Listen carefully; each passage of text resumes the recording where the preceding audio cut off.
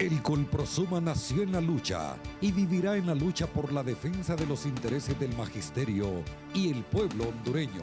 El Colegio Profesional Superación Magisterial Hondureño presenta su programa Acontecer Colprosuma.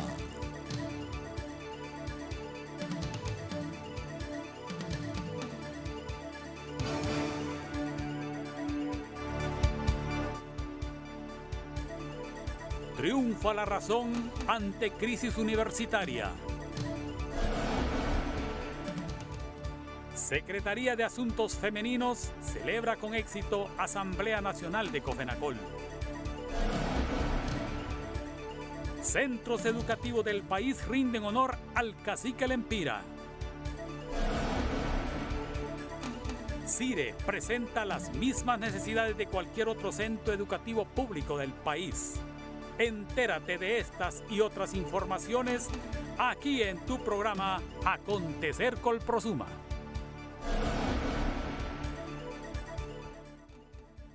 Buenas noches, Magisterio Nacional, maestros Colprosuma, pueblo hondureño en general. Sean bienvenidos a esta emisión de su programa Acontecer Colprosuma. Les saluda Sara Mejía, mi compañera Cintia Valladares se encuentra de vacaciones. Y de inmediato vamos a dar paso con las informaciones. La noche de ayer todos pudimos ser testigos cómo la razón triunfó ante la crisis que estaba viviendo el alma mater, la máxima casa de estudio. Los jóvenes universitarios aglutinados en el movimiento estudiantil universitario y las autoridades de la Universidad Nacional Autónoma de Honduras lograron por fin un acuerdo que se firmó la noche de ayer en la sede del Palacio de los Deportes de la ciudad universitaria. Esto da paso al diálogo que iniciará en las próximas horas. Ellos dieron un plazo de 48 horas que empezaron a correr a partir de la noche de ayer que ellos firmaron ese compromiso.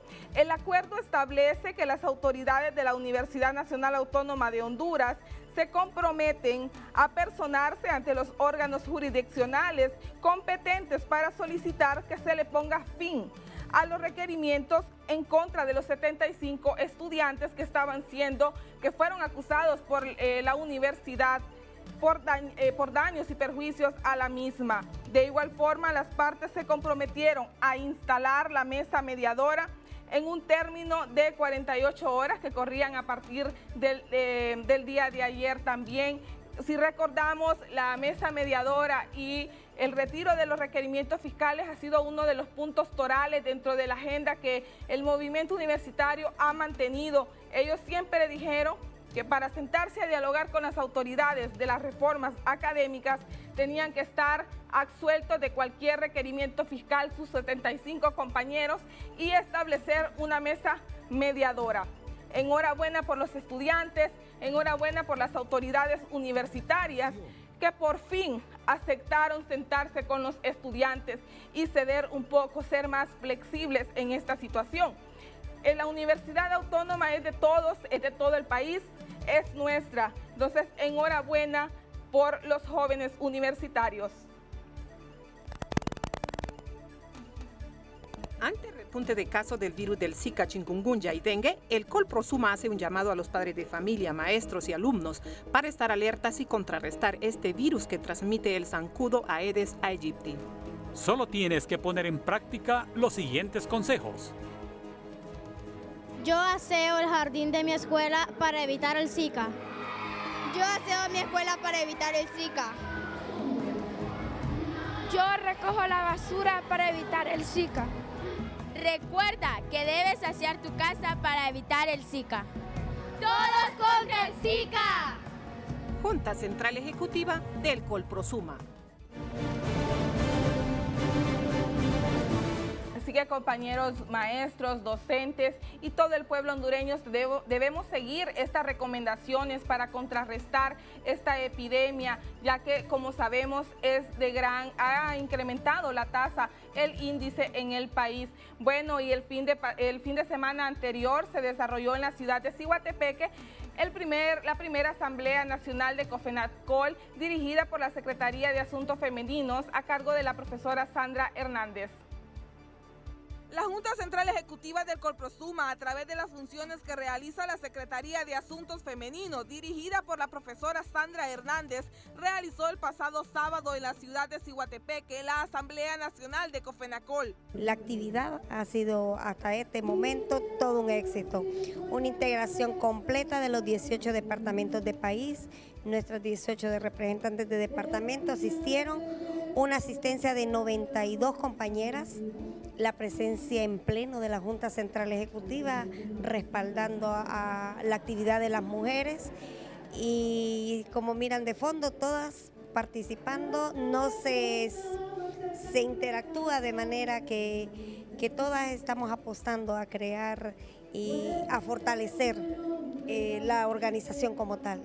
Como era de esperarse, la reacción de las docentes asistentes a la asamblea estaba llena de expectativas y de ansias por obtener nuevos conocimientos y así poder hacer efecto multiplicador dentro de sus seccionales. Tengo muchas expectativas de aprender de mi Colprosuma, ¿verdad? Quiero llevarme todo para compartirlo con mis compañeras a nivel de la seccional número 1 y me siento satisfecha, ¿verdad?, de ser Colprosuma y pertenecer a la seccional número 1 también. Bueno, me siento bien porque es primera vez que vengo a representar el Colprosuma como la secretaria de Asuntos Femeninos y espero que llevar buen conocimiento para impartirlo a los demás compañeros en el municipio de Olanchito. Felicitamos al Colprosuma, ¿verdad?, porque sabemos que es una organización que nos valora mucho a las mujeres. Uno de los puntos torales dentro de la agenda desarrollada fue la elección de la nueva Coordinación Nacional de COFENACOL, la cual se integra con representantes de los 18 departamentos del país.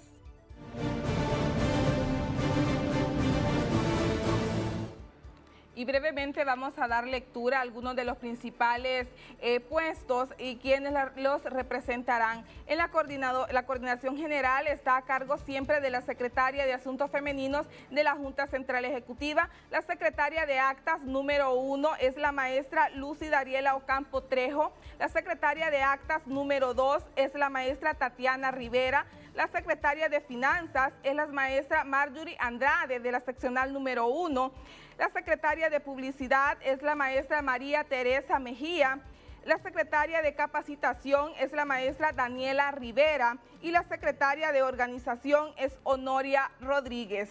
Estos son algunos de los cargos que se obtuvieron en la elección de la Asamblea de COFENACOL. Bueno, y el día de ayer, como todos sabemos, fue 20 de julio, un día consagrado a conmemorar la historia y la memoria de un gran líder, de un gran cacique, como lo fue el cacique El Empira.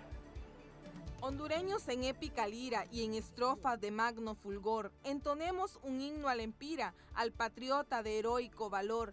Este es el coro de la composición escrita por Luis Andrés Zúñiga y que el día de ayer se escuchó en jardines de niños, escuelas y colegios de todo el país. Las actividades conmemorativas comenzaron desde tempranas horas del día miércoles, en el que se revivió la muerte del cacique El Empira.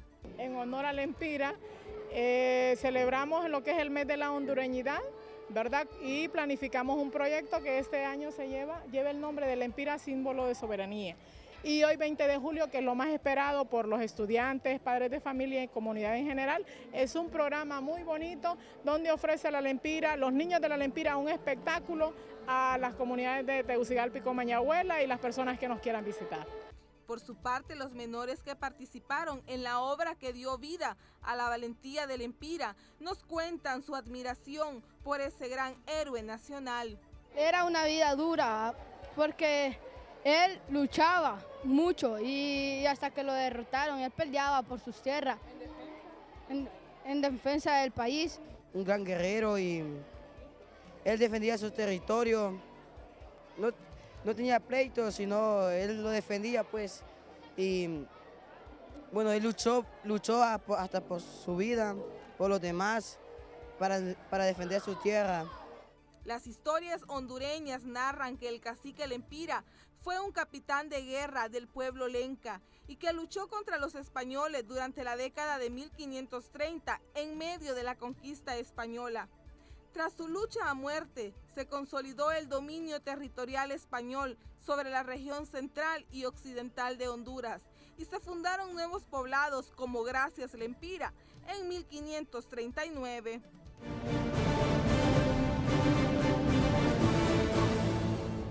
Y para conocer un poquito más acerca de la vida del cacique Lempira, vamos a escuchar al historiador hondureño Edgar Soriano.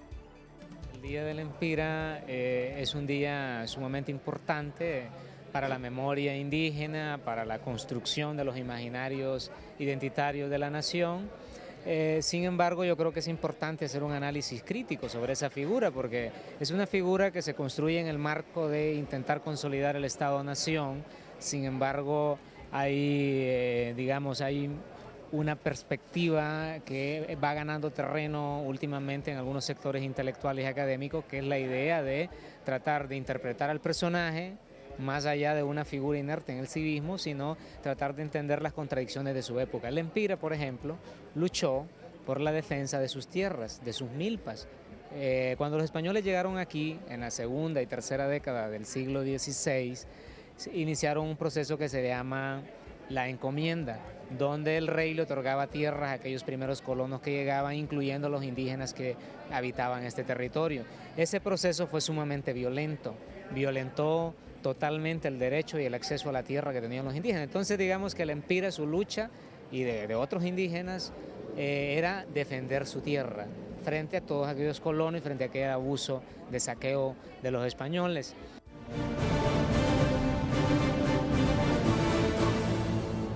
CIRE es una organización que atiende a niños, jóvenes y adultos con capacidades especiales. Es el único organismo en el país que se encarga de dar esta atención. En el año 2013 fue acogido por la Secretaría de Educación y hoy en día presenta las mismas necesidades de cualquier otro centro educativo público.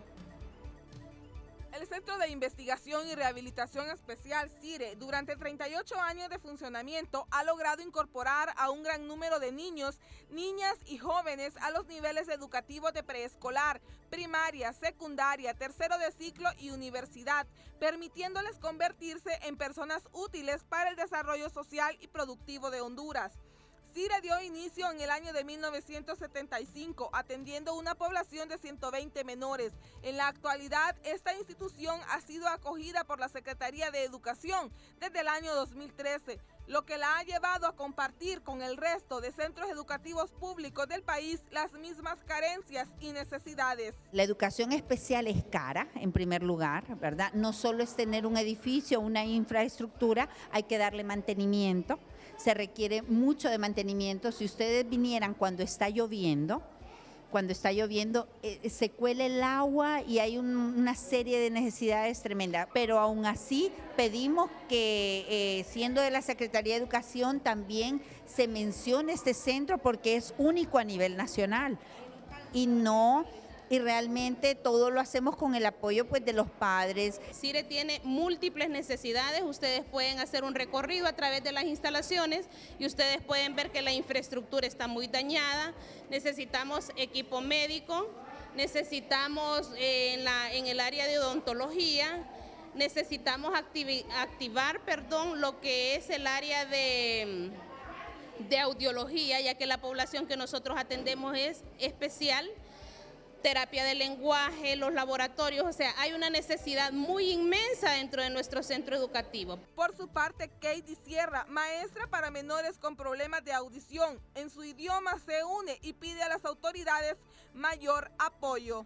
También en la merienda escolar es necesario porque los niños son pobres realmente y entonces falta más apoyo en eso, más, por ejemplo, yo que trabajo acá, soy de contrato y tengo como 6 años de estar acá, pero realmente el ministro de Educación no ha venido a visitarnos, pareciera como que no le interesara, somos especiales.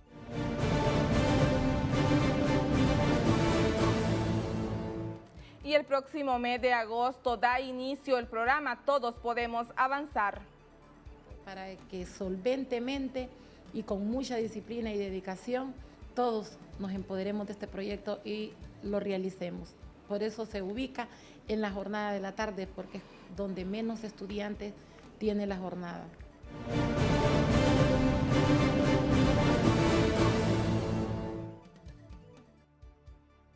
desarrolló en la ciudad de Tegucigalpa un congreso de historia que reunió a historiadores de diversos países.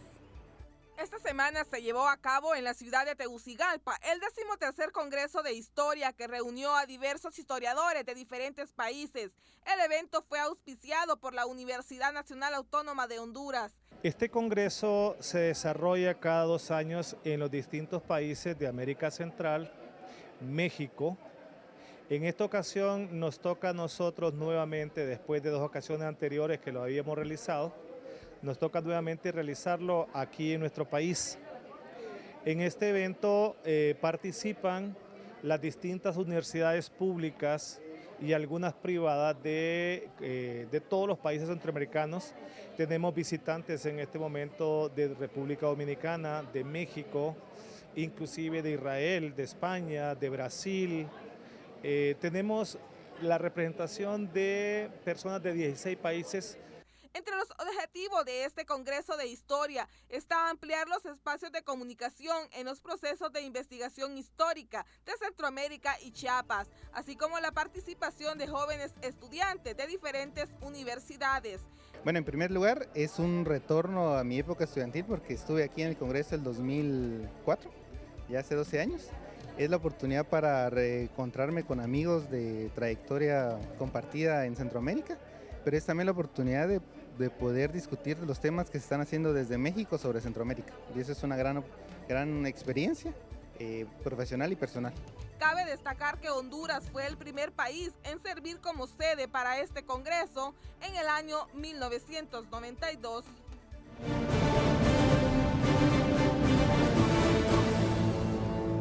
Ante el repunte de casos del virus del Zika, chikungunya y dengue, el Colprosuma hace un llamado a los padres de familia, maestros y alumnos para estar alertas y contrarrestar este virus que transmite el zancudo Aedes aegypti. Solo tienes que poner en práctica los siguientes consejos. Yo aseo el jardín de mi escuela para evitar el Zika. Yo aseo mi escuela para evitar el Zika. Yo recojo la basura para evitar el Zika. Recuerda que debes asear tu casa para evitar el Zika. ¡Todos contra el Zika! Junta Central Ejecutiva del Colprosuma.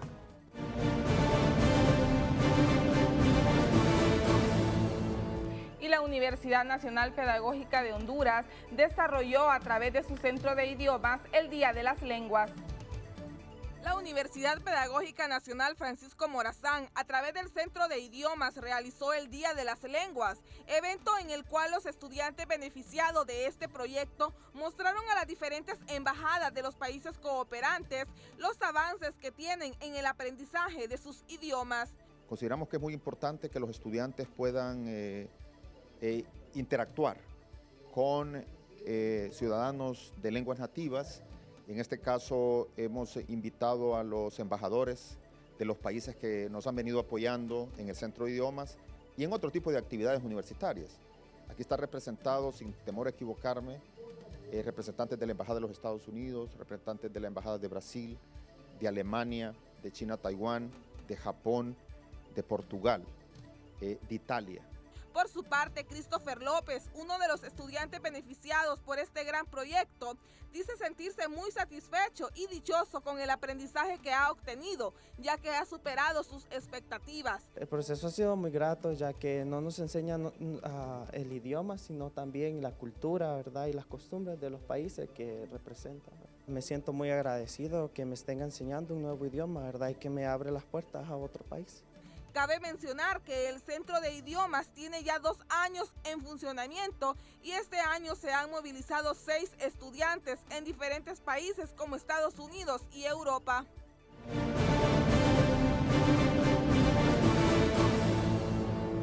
Y la Alianza por los Derechos Humanos en Honduras rechaza acusaciones del presidente Hernández. La Alianza por los Derechos Humanos, que está integrada por CIPRODE, C Libre, CPTRT y el Observatorio Ecuménico de Derechos Humanos, a través de una conferencia de prensa dieron a conocer su posicionamiento y la preocupación ante las actuales situaciones que atraviesa el país y ante la problemática que se ha desatado en el alma mater. Lamentamos la irracional y la falta de apego al derecho como garante de justicia que han tenido los jueces y fiscales en contra de las y los estudiantes. Lamentamos la indiferencia del gobierno y del Congreso Nacional ante un problema tan importante para el país. De igual forma, la actitud de los partidos políticos y demás sectores que aún no se pronuncian para proteger a las y los estudiantes. Solicitamos no más criminalización de la protesta social, que se elimine toda acción que dañe la imagen y la integridad de las y los estudiantes. Hacemos un llamado respetuoso al diálogo, llegando a acuerdos en la que las dos partes muestren su plena conformidad. A la vez dejan en claro al presidente de la República, Juan Orlando Hernández, que rechazan contundentemente sus acusaciones contra organismos de derechos humanos de querer dañar la imagen del país. Todas las acciones que exijan el respeto de los derechos humanos son buenas para el pueblo de Honduras. Que un Estado, entidad cooperante, exija respeto a los derechos humanos como condición para la ayuda financiera es bueno porque obliga al Estado irrespetuoso a realizar acciones mínimas. Es incomprensible que le moleste a este gobierno el exigir respeto a los derechos humanos. Entonces, ¿para quiénes trabajan si no para ellos?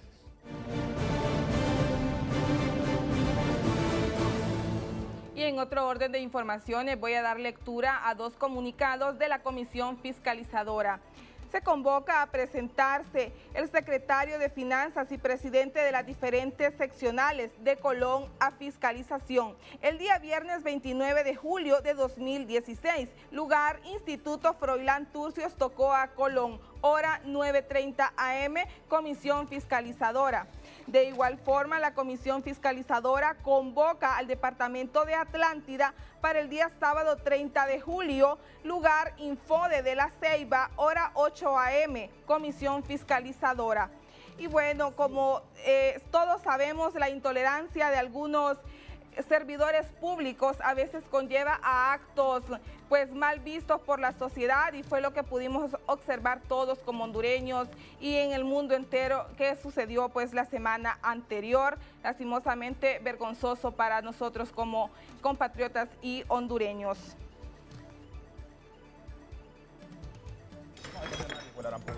¿Escucharon? ¿Vieron ustedes? Marvin, por favor, Marvin. ¿Escucharon? Yo no soy mercenario. A mí no me acusas así. Yo no Vamos soy... a un corte. Permítame, me disculpan. Este tipo de mercenarios son los que abundan en nuestro país. Mire, mi madre... A mí no me acusas así. Me disculpa, y no. Yo lo estoy tratando de ustedes, licenciado Villanueva. No. Es interesante, por una sencilla razón, así ocurre cuando no pueden defender sus ideas. No soy ningún mercenario. Hasta aquí este segmento, ya regresamos un momento. Bueno, y por mi parte es todo en este segmento de las informaciones, pero continúa nuestra opinión editorial y más adelante nuestro segmento de análisis y debates. Muchas gracias, buenas noches. Opinión editorial en Acontecer Colprosuma. Divide y vencerás. En 1513, Nicolás Maquiavelo, en una de sus principales obras que le dio por título El Príncipe, escribió una frase que lo consagró en todos los tiempos: divide y vencerás. Nicolás Maquiavelo fue un poeta, político, filósofo e historiador italiano que escribió sobre la astucia de gobernar. Hoy día sus escritos continúan teniendo vigencia y los siguen utilizando quienes gobiernan el Estado, las iglesias, los sindicatos, los gremios y hasta los estrategas militares. Esta expresión de divide y vencerás, en su aplicación pareciera ser una estrategia para unos inteligente y para otros tonta.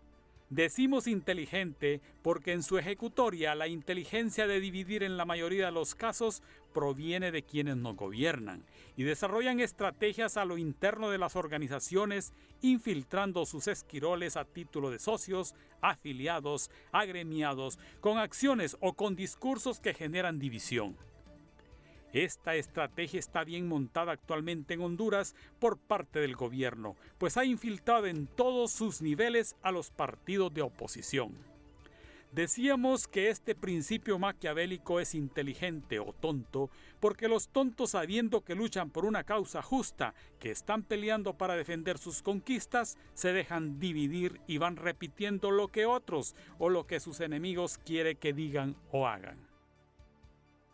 En el caso particular del magisterio, los dos últimos gobiernos han utilizado e implementado el divide y vencerás de Nicolás Maquiavelo. El gobierno se ha dedicado a desprestigiar a los docentes con tácticas bien implementadas a través de los medios tarifados, haciéndole creer al pueblo que la crisis económica que venía arrastrando el país era culpa de este gremio, que los modelos educativos hechos por los diferentes presidentes eran un fracaso porque los maestros no trabajaban, cuando todos sabemos que nunca fuimos tomados en cuenta para formular y construir una propuesta sobre la clase educativa que necesita Honduras. El gobierno ha logrado, a través de los infiltrados en las diferentes organizaciones magisteriales o con afines al gobierno nacionalista, que los educadores vayamos desprestigiándonos entre nosotros mismos, repitiendo permanentemente lo que nuestros enemigos quieren que digamos.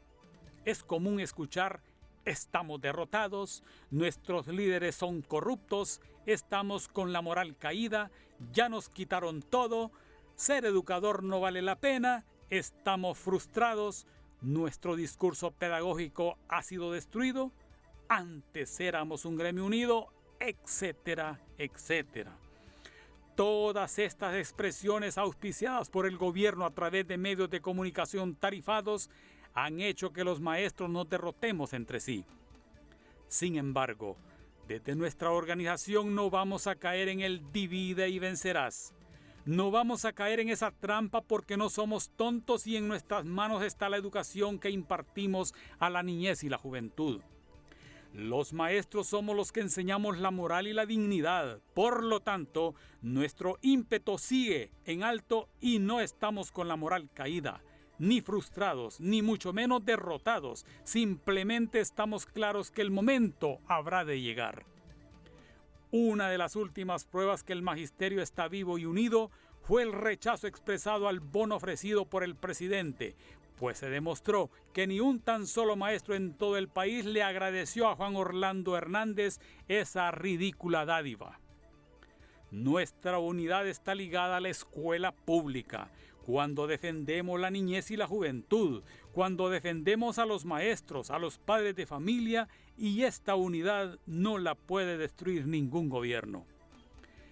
Creen que nos tienen destruidos y divididos, pero nosotros los docentes proclamamos todo lo contrario. Tenemos la dignidad de ser educadores, la alegría de formar las futuras generaciones y lo mejor de todo es que a pesar de la persecución, del desprestigio y sin un salario justo, seguimos trabajando con entusiasmo y con alegría. Defendamos la escuela pública, rescatemos el aula de clase. Porque nos asiste la razón, persistimos en la lucha. Junta Central Ejecutiva del Colprosuma.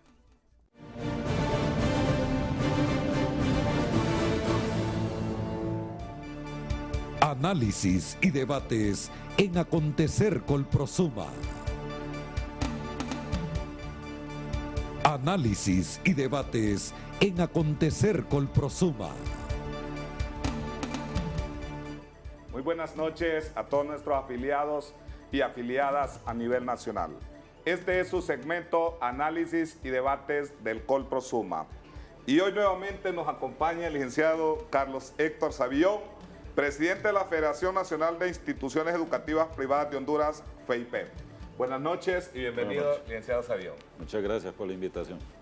La temática de hoy se refiere a la tercera reforma educativa. ¿En qué consiste la tercera reforma educativa? Dice que el eslogan o el tema es una educación para el trabajo y las tecnologías de la información. Dentro de sus aspectos está mejorar la enseñanza del español y el inglés y disminuir los índices de analfabetismo a 0 para 2018. Esta reforma que fue, podemos decir, se originó en enero del 2014, para entrar en aplicación a partir del año anterior, 2015. ¿Se está poniendo en práctica esta famosa tercera reforma educativa, licenciado Héctor Savío? Pues mire, en principio podemos decir que sí, se inició. Básicamente creo yo que se inició cuando se emite la nueva Ley Fundamental de Educación. Porque la Ley Fundamental de Educación fue la que vino a, digamos, a actualizar todo el modelo legal que rige el sistema educativo, puesto que la vieja Ley Orgánica de Educación había quedado totalmente desfasada. La Ley Orgánica, que fue emitida en 1966, desgraciadamente por esa incultura legal que tenemos en el país y por ese Estado de Derecho que solo existe de nombre, pero que en la realidad no se da, la Ley Orgánica de Educación quedó desfasada cuando no se respetaron muchas disposiciones que la propia ley tenía. Y desde cosas sencillas como, por ejemplo, la Ley Orgánica hablaba que el ministerio iba a estar organizado en departamentos. Sin embargo, se le llamó después direcciones generales y nadie se tomó la molestia de reformar la ley para adecuarla en ese sentido. Luego, lo de la obligatoriedad de la educación se quedó por tantos años, más de 40 años, se quedó en sexto grado, nunca se elevó eso.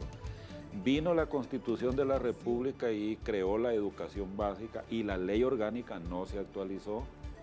Hasta que vino la ley fundamental en el 2012, que ya esta ley sí es la que nos da los parámetros de los cambios que deben hacerse en el sistema educativo. Y allí es donde se incorpora la enseñanza del inglés, lo de la tecnología de la información. La ley fundamental es una ley bastante amplia, incluso en algunos casos demasiado amplia y no es específica en algunos aspectos. Pero por el otro lado, la implementación de la ley ha sido lenta.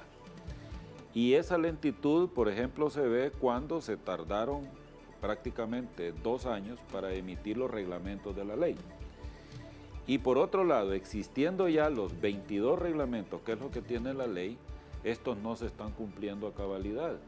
La propia Secretaría de Educación y el propio titular, que fue de los que firmaron los acuerdos ejecutivos creando los reglamentos, no le está dando cumplimiento a estos reglamentos. Entonces todavía seguimos con disposiciones arcaicas, a pesar de que los reglamentos ya están en vigencia. Y me refiero específicamente al caso de Escalafón. Escalafón ya debería tener toda una nueva estructura escalafonaria y esa no se ha puesto en vigencia. Y por el otro lado, en el aspecto ya de cualitativo, yo he sido crítico y sigo siéndolo porque la calidad de la educación, a pesar de la ley fundamental, a pesar de los 22 reglamentos, a pesar de todo el esfuerzo que se ha hecho porque mejore la calidad de la educación hondureña, más bien esta va en retroceso. Entonces, por un lado sí ha habido reformas en la parte positiva, la parte legal, pero en la parte de calidad es en retroceso porque hemos retrocedido en el tiempo con respecto a la calidad de la educación. Algunas deficiencias que todavía son reales en nuestro sistema educativo, a pesar de esta tan laureada tercera reforma educativa. No sé si fue un momento político o es una demagogia más de nuestros políticos de turno, porque todavía vemos las deficiencias de cobertura en nuestro sistema educativo. Vemos que más bien se cierran centros educativos cuando esta reforma habla de una cobertura, de ampliación del sistema educativo donde todos tengamos acceso al mismo. Vemos como escuelas todavía multigrados, donde un docente tiene una gran carga académica y no hay esa relación maestro-alumno tal como lo establece el Estatuto del Docente, que aún está vigente. Sí. Vemos la falta de pago, inclusive de salarios de nosotros los docentes. También vemos centros educativos con necesidad de servicios básicos, sin agua, sin luz, servicios sanitarios deficientes o carentes de los mismos. Sí. Falta de textos escolares, mobiliarios, todavía alumnos que se sientan en el suelo, falta de pizarra. Entonces, se supone que esta tercera reforma educativa iba a eliminar todo esto. Ahora, la pregunta sería, ¿cuál es el impedimento para no realizar estos cambios en el sistema educativo hondureño y que se vea en realidad esa tercera reforma educativa? Pues mire, la verdad es que hay varias cosas en esto que hay que mencionar. En primer lugar, es que la ley fundamental, la verdad es que es, como dije, bastante amplia. Vino a incorporar un montón de cosas que físicamente el Estado no tiene la capacidad para poderlo implementar. Por ejemplo, el caso de la enseñanza del inglés. Para enseñar inglés, como se pretende según la ley, se necesitan maestros. Y no hay ningún plan de formación de maestros sistemático a nivel nacional porque ¿cuántas escuelas hay? En teoría deberíamos tener un maestro por escuela, al menos un maestro por escuela para enseñar inglés. No los hay. Entonces, pretender, en el caso es una pretensión buena y todo, el otro aspecto de la tecnología. Y aquí es donde yo soy un crítico porque yo creo que uno debe atender primero las necesidades prioritarias para después ver lo secundario. Me refiero al caso de mobiliario. ¿Cómo yo voy a ir a una escuela a decirle, mira, aquí tiene un niño que tiene su propia computadora y todo, si no tiene electricidad, si no tiene los servicios básicos, si no tiene pupitre? Entonces yo soy de los que creo, bueno, primero lo básico, démosle pupitre, demos instalaciones adecuadas y después pensemos en la escuela, en las computadoras, porque obviamente las computadoras es una herramienta necesaria hoy, en el mundo de hoy.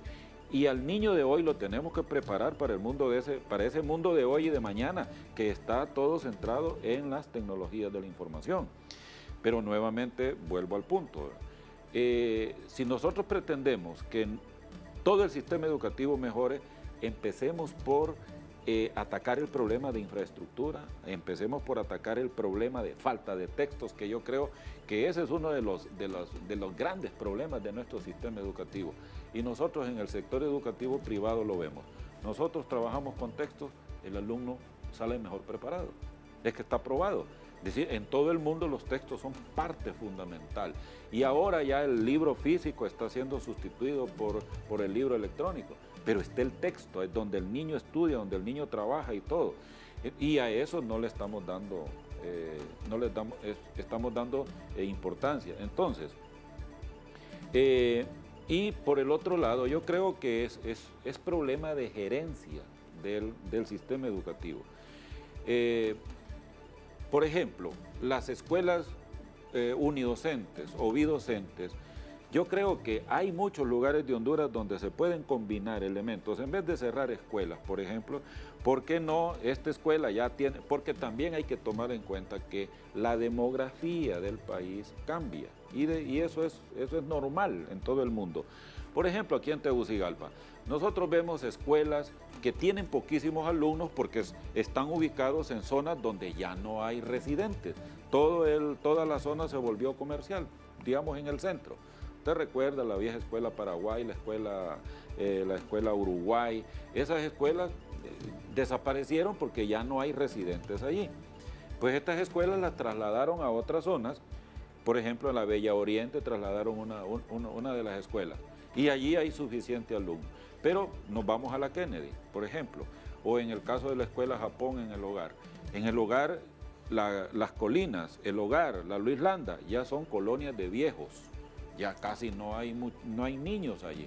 Entonces, de repente, estos centros educativos habría que darles otra función. Ya no pueden servir de escuelas, pero de repente pueden servir como centros especiales de tecnología o cosas por el estilo. En este sentido, yo creo que es problema de gerencia, de que se están haciendo las cosas, como yo dije una vez, al chispazo. Hoy se me ocurre una cosa, mañana se me ocurre otra, pasada, porque no hay un plan efectivo, una planificación efectiva de lo que se debe hacer. O sea, como decimos, estamos caminando sin rumbo, sin una línea organizada, planificada por parte de la Secretaría de Educación. Como decimos, las reformas son importantes en un sistema educativo deficiente y que es la aspiración de todos nuestros estudiantes nuestros alumnos, nuestros niños. De la sociedad hondureña. De la sociedad hondureña, para buscar mejores estándares de vida. Claro. Y sin embargo, se está, como decimos, jugando, y decía usted en su apreciación, no se está atacando realmente lo que es, y se están prometiendo situaciones a veces inimaginables o inalcanzables, o, como decimos, alejadas de la realidad nacional. Como decíamos, en vez de ofrecer una computadora, pues mejor el mobiliario. En vez de estar hablando de que vamos a crear, de que vamos a implementar, a poner maestros de inglés en cada centro, que hasta el día de hoy los padres de familia están pagando esos maestros de inglés. Y el gobierno, una vez más, se desatiende de su verdadero papel.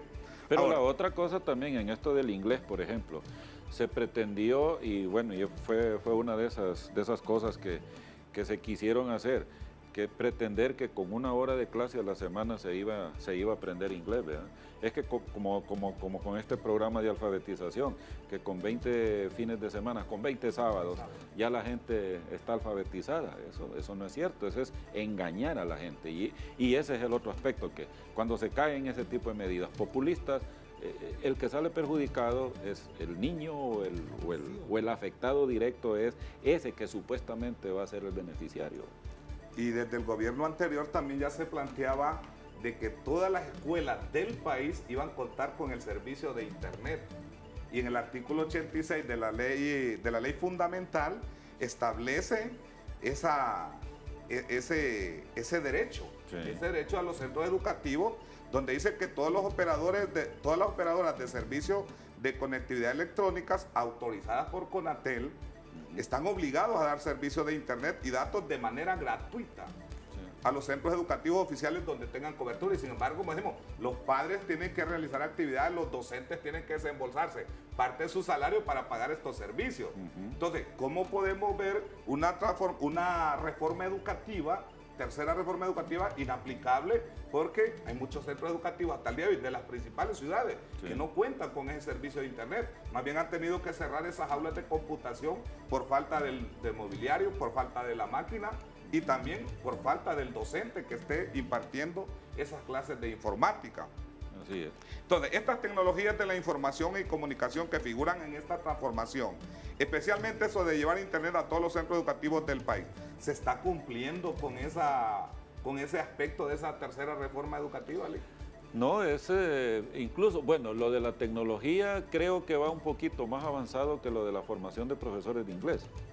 Porque la tecnología, pues la señal con deficiencia y todo, pero más mal que bien usted se va a una escuela y de repente le cae un poquito la señal ahí, lenta eso sí, que a veces no puede acceder a ella, porque a mí me pasa que a veces quiero hacerlo y la señal no es lo suficiente y todo.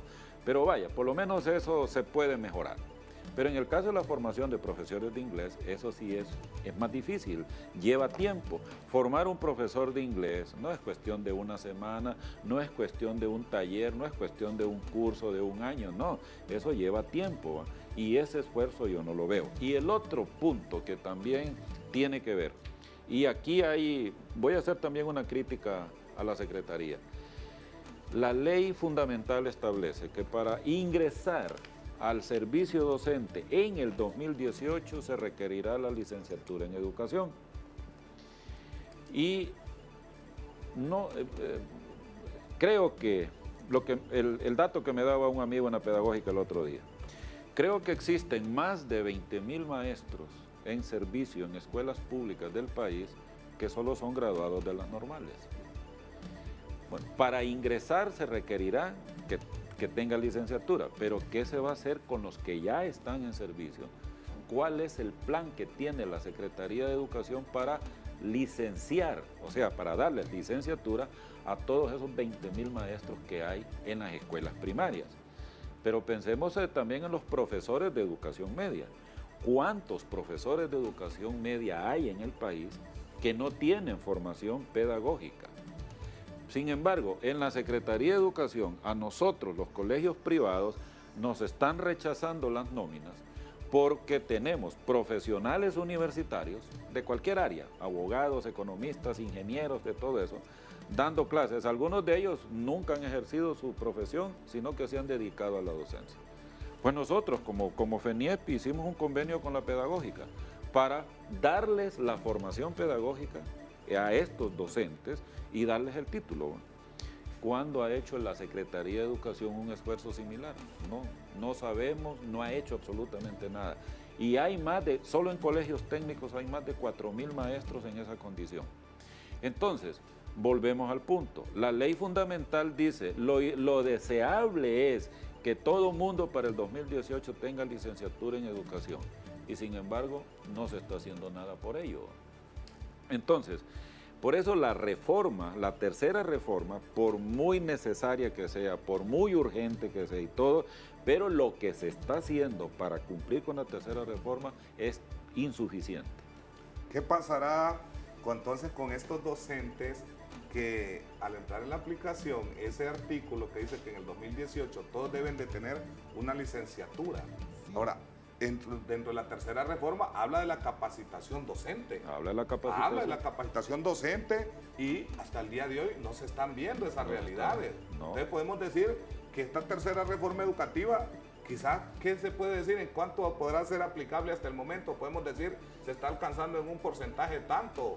Es mínimo, el porcentaje de logro que se está obteniendo es mínimo, precisamente. Bueno, la ley dice que es para ingresar al servicio docente, ¿verdad?, que se va a requerir la licenciatura, pero con los que ya están, pues a los que ya están con mayor obligación hay que profesionalizarlos. Y para ese segmento no hay nada, porque ya se dijo, por ejemplo, ya las normales el otro año, creo que gradúan su última promoción y ya dejan de graduar maestros de educación primaria. Y ahora pues es la pedagógica la que inicia el proceso de formar maestros en el grado de licenciatura.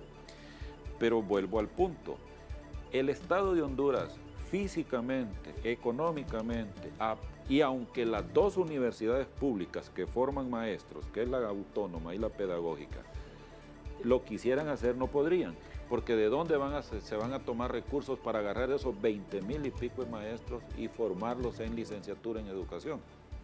No hay dinero suficiente, no hay capacidad instalada, porque la pedagógica no los podría tomar todos, la autónoma tampoco, no hay el recurso financiero para poderlo financiar y todo eso. Ahora bien, pero la ley fundamental y el reglamento de la carrera docente lo dice bien claro, que los docentes no pierden sus derechos adquiridos, que los docentes se les respetarán todos aquellos que ingresaron con leyes anteriores, como es el Estatuto del Docente y como lo es la ley de escalafón, todos aquellos que ingresaron con esas leyes, sus derechos deben ser respetados.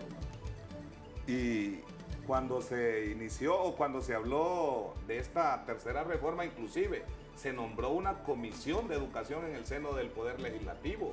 Así fue como se elaboraron los reglamentos. Ahí estaba integrada los personajes, Elena Gutiérrez, Daniel Flores, Claudio Perdomo, Marcial Solís. Y yo no sé, esta comisión si ha dado, como decimos, ha dado la cara, ha dicho por qué no han alcanzado todos los aspectos que contiene esta reforma, o como decimos, una vez más querrán engañar al pueblo, ya cuando se acerque, como decimos, el proceso electoral, para seguir ganando adeptos, ¿verdad? Pero aquí vemos cómo esta tercera reforma se convirtió, como decimos, hasta el día de hoy, en un plan político más en nuestro país.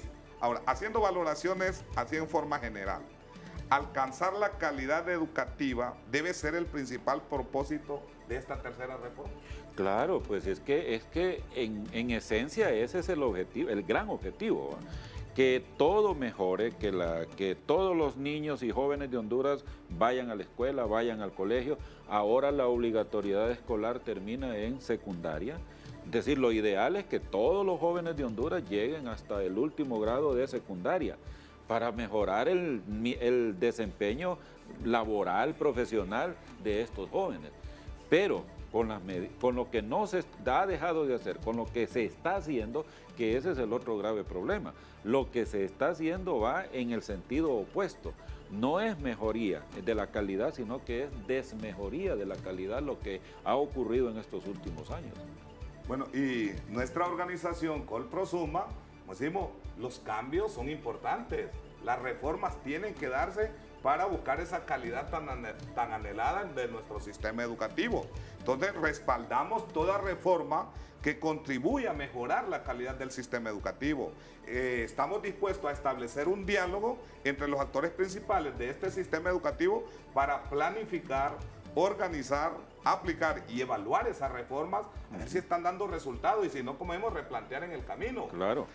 Y exigir que estas reformas educativas no sean demagogias de los políticos, no sean campañas electorales, sino realidades. Un último mensaje sobre esto de la reforma, de la tercera reforma educativa. Pues mire, ¿Sabio? otro punto que ya para cerrar esto, y lo que mencioné en otro momento, lo de no hay planificación ni nada. Por ejemplo, antes de que entrara la ley fundamental, habían 56 bachilleratos en educación media. Entonces, en la ley fundamental quedaron que solo iban a haber 2 bachilleratos, en Ciencias y Humanidades y el técnico profesional.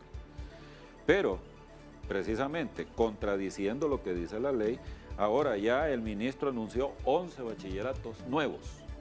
Bachilleratos que, cuando yo vi uno de ellos, Geología y Minas, y dice que ya tienen los profesores listos para ellos. Pero yo soy geógrafo y mi área es la geografía física. Yo no me atrevería a dar una clase de geología, peor de mineralogía. Y entonces, ¿cómo es que ya tiene profesores para que den ese bachillerato en geología y mineralogía? Y así por el estilo. Entonces, estamos volviendo otra vez al montón de bachilleratos sin el profesional adecuado, porque ese es el gran problema. De los 56 bachilleratos que habían antes, ¿cuántos de ellos, cuántos profesorados formaba la pedagógica? No llegaban ni a 20. Y sin embargo había el montón de bachilleratos sin profesores calificados para poderlos impartir. Pues volvemos al mismo punto, por eso vamos en retroceso, no estamos avanzando, estamos retrocediendo tanto en el aspecto cuantitativo como cualitativo de la educación nacional. Bueno, y vamos a hacer ahí, con el permiso donde esté, licenciado, un paréntesis dentro de nuestra programación de la tercera reforma educativa, en nuestra temática, y es porque también tenemos un proyecto que se está tratando, se está luchando por recuperar esa jubilación digna y justa que se establece en la ley, pero que en una forma arbitraria y dándole un carácter retroactivo ilegal está queriendo aplicar o está aplicando este gobierno. Y por eso se ha convocado para este sábado y domingo algunas asambleas en los departamentos de Honduras. Entonces vamos a dar lectura para que todos los compañeros estén pendientes y se aboquen a esas reuniones y puedan llevar 3 documentos. El voucher de años de servicio, la partida de nacimiento original y una copia, y fotocopia de la identidad. Y aquí tenemos la calendarización, y así es que pongamos mucha atención. Para el departamento de Atlántida, el coordinador Saulo García, y la reunión será este sábado 23 a las 9 de la mañana en la Escuela Episcopal de La Ceiba.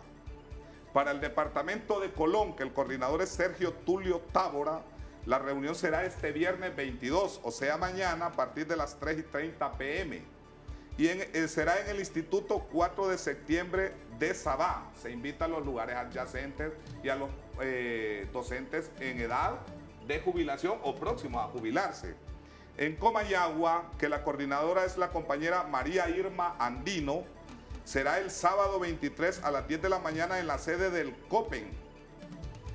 En Copán, que lo coordina el compañero Mateo Amaya, ya se hicieron estas reuniones y más bien el sábado hay una reunión en la sede del Infode donde los coordinadores municipales llevarán ya la documentación, o sea, el censo. En Cortés, la coordinadora es Carmen Pineda y ya se desarrollaron algunas reuniones el sábado 16. En Choluteca, donde coordina la compañera Glenda Cuello, será el sábado 30 a las 9 de la mañana y la sede será la seccional 03 del Colprosuma. En El Paraíso, coordina la compañera Glenda Zúñiga, el sábado 23 a las 9 de la mañana en Casa Colprosuma de Danlí. En Francisco Morazán, donde coordinan a Donaldo Escoto, Mario Ochoa, Miguel Vados, Ilsa Romero y Efraín García, será este sábado a la 1 de la tarde en la Plaza Colprosuma, ahí en el auditorio. En Gracias a Dios, donde coordina Tomás Marín, será el sábado 23 en cada uno de los municipios. En Intibucá, que coordina Sonia Daisy Martínez, será este sábado 23 a las 10 de la mañana en el Centro de Educación Básica Valero Mesa.